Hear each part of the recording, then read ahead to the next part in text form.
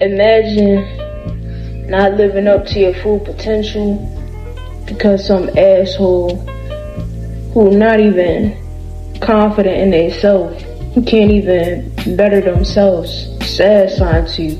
It tried to put you on the same vibration that they was on because they seen that you had more potential than them.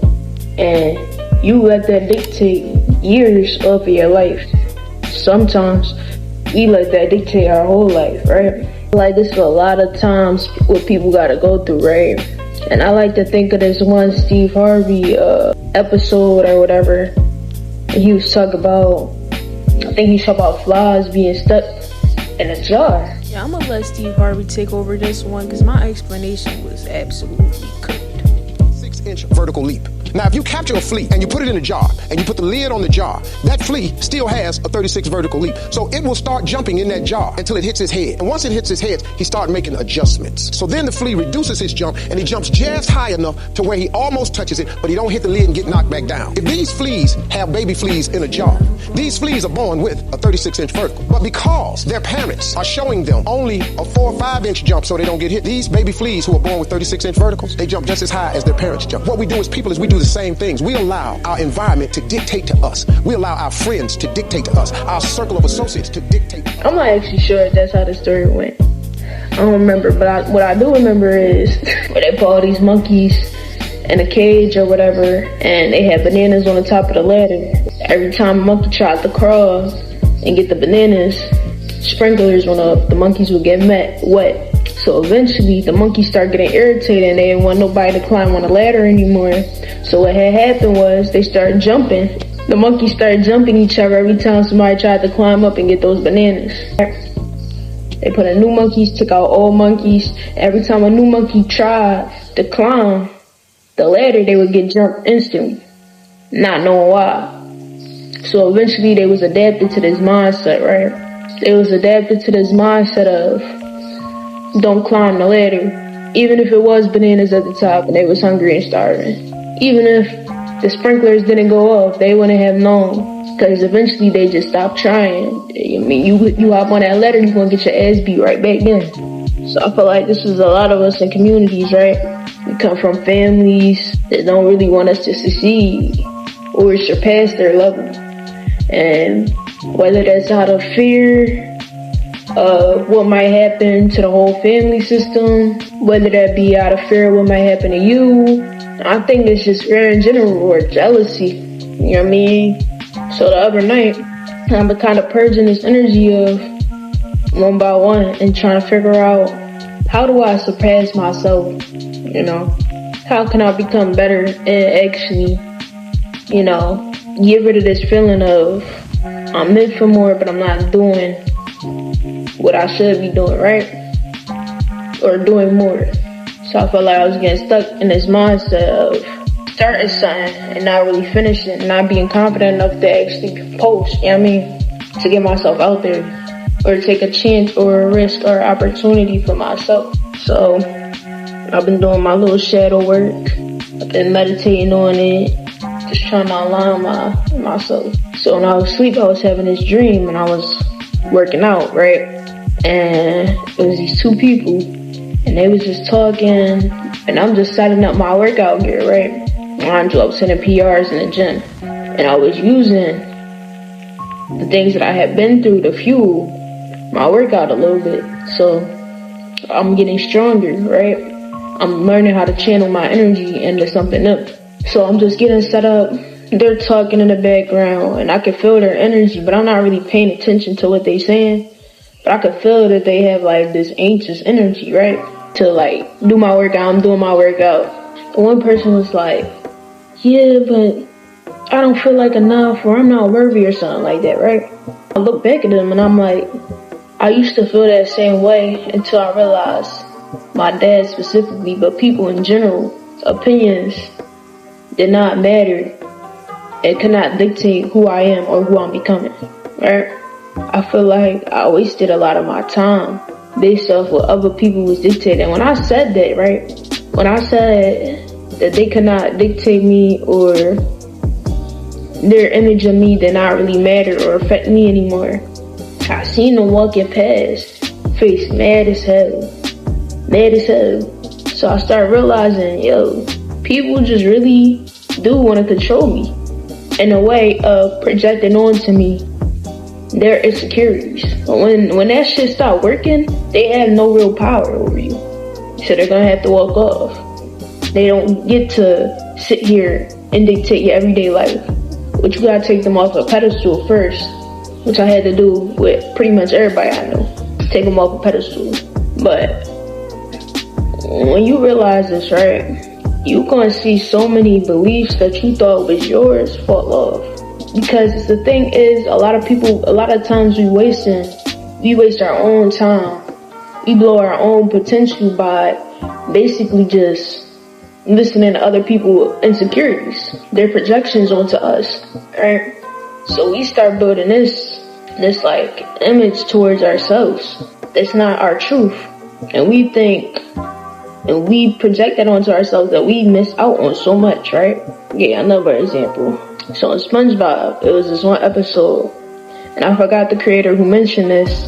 I scrolled on TikTok and somebody was talking about it, right? I was like, that actually made a lot of sense. It resonated for me, right? This is one episode where SpongeBob had thought, this was the episode. Everybody in the town was running away from SpongeBob because his breath was kicking, right? That shit was kicking hard. And he was so confused. He like, yo, why is everybody running away from me? So he went to his friend Patrick, right? Person he relies on. And he actually values Patrick because that's his homie, right? It's just like, maybe you just ugly as fuck, bruh. Maybe you just ugly, bro. Shit. Patrick started getting off. I'm not gonna lie, bro. For your friend to come to you and the first thing you say, maybe you ugly, bro. Maybe you just ugly. It was giving projection, right? So SpongeBob, he like, nah, bro. I ain't ugly, bro. He did that. Nigga, I'm smooth. What are you talking about? Patrick like, oh yeah? Let's see what this mirror gonna say. Patrick hold up the mirror, right? SpongeBob looking at it and he started tugging into it. The mirror cracked. That's how hot his breath was. His breath was hot as shit. So he started actually thinking that Patrick was right. Oh, I'm ugly. So pretty much, this is how sometimes subconscious work. Most of the time, right, when we're going through these spiritual battles and we elevated in life, it's going to be something, our shadow, most of the time. You don't got to be that your breath kicking. Don't got to be nothing like physical sometimes. Sometimes it's just our energy. We're going through these spiritual battles that people can pick up. We're humans. Everybody can pick up on energy. It's just a matter if they going to tap into that, right? Sometimes it's just our energy, right? And what we going through. And it repels people sometimes, but we go to somebody that we look up to. We go to somebody that we might idolize or we trust, and they start projecting onto you. They start projecting their own insecurities. So they get the devil gets to plant that seed because you're not trusting your own self. You're not looking inwards to find out what's wrong with you. You're just going to somebody else, right? This is why journaling is important. This is why prayer, meditation, this is why spiritual practices are important, right? Getting our answer from the Most High and not from humans, flesh. Especially because we don't ever know what battles and demons that they are handling at that moment. And the reason why God is great is that you can count on him for anything. And the logic sometimes, it don't be logic in at first, but you gotta keep trusting, right? It's a beautiful process. It's like getting rid of old people, old friends, right? At first you miss them, right? But you keep trusting and you realizing why God had removed those people from your life in the first place. That job, those rejections, those exes, you know what I mean? So it's like trusting God is a beautiful process because it helps you deal with your attachments, which are worldly, right? We come here, we're not attached to anything like that, right? As we grow up, we start getting these desires and stuff like that. And we feel like, I don't know, I feel like as humans, we feel like we know our time is going to end, but we want to hold on to a lot of the prized possessions that come with it. And it's like, no, even the trees get new leaves every season. They got to let go of the old. They got to. in order to keep evolving, right?